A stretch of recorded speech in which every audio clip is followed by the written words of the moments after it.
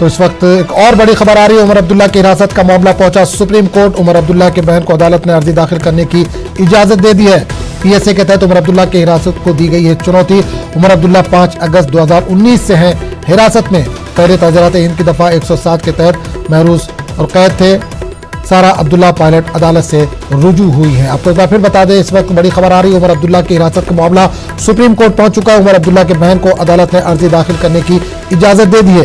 PSA के तहत उमर अब्दुल्ला की हिरासत को दी है चुनौती। उमर अब्दुल्ला 5 अगस्त 2019 से हिरासत में है। पहले ताज़रात हिंद की दफा 107 के तहत थे महरूज।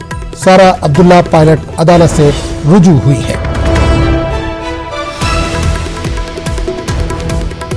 तो इस वक्त एक और बड़ी खबर आ रही है उमर अब्दुल्ला के ताल्लुक से। उमर अब्दुल्ला की हिरासत का मामला सुप्रीम कोर्ट पहुंच चुका है। जम्मू कश्मीर के साबिक वज़ीर आला उमर अब्दुल्ला की हिरासत का मामला सुप्रीम कोर्ट पहुंच चुका है। उमर अब्दुल्ला की बहन को अदालत ने अर्जी दाखिल करने की इजाजत दे दी है। पीएसए के तहत उमर अब्दुल्ला की हिरासत को चुनौती दी गई है।